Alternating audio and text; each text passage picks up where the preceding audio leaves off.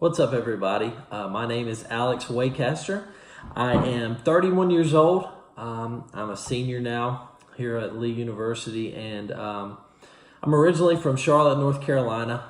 And then I had a time that I came to Lee, and then some things happened, and I ended up leaving before I graduated. And so now I'm finishing my degree online. But as I said, I'm 31. I'm married to the love of my life, Becca. She was actually a student at Lee and graduated, and she sang in Voices of Lee. So she's a lot more talented than I am. We have two beautiful kids. We have a 9-year-old daughter named Ayla, and we have a 3-year-old son named Xander. And they are wonderful kids, and we're currently serving as the student ministry pastor and finance director of First Assembly of God in Milan, Tennessee. It's a smaller town out west towards Jackson, Memphis area. And we've been out here for about 8 years now. And so we've been serving in this role for 6 years. And it's been awesome to see the Lord's hand on our life and on our ministry and the journey that we've been on.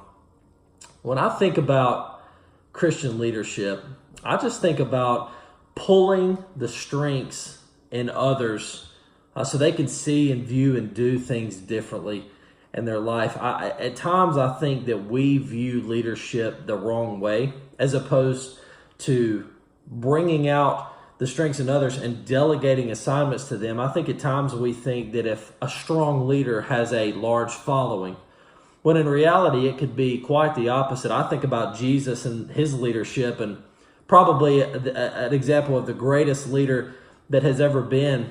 And he had 12 men that followed him around. But he raised those 12 men up enough to change the entire known world. And so I believe personally that in Christian leadership, our goal should not be to garner the biggest following that we can, but that it should be to raise up strengths out of the few people that are following us and make disciples of them, so that in turn they can bring out strengths in others. I also think it's important to recognize weaknesses in others, not so that we can exploit those weaknesses, but so that we can help turn those weaknesses into strengths. So we take their strengths and we elevate them, and then we take their weaknesses and we help turn them into strengths. And I thank God for the leaders in my life that have helped me do that.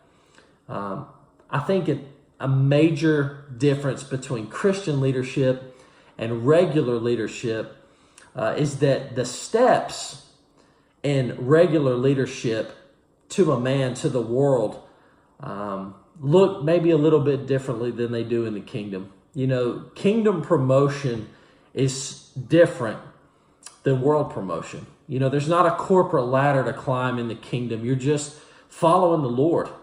And the thing about being a good leader in the kingdom is having integrity and doing things that the Lord calls you to do.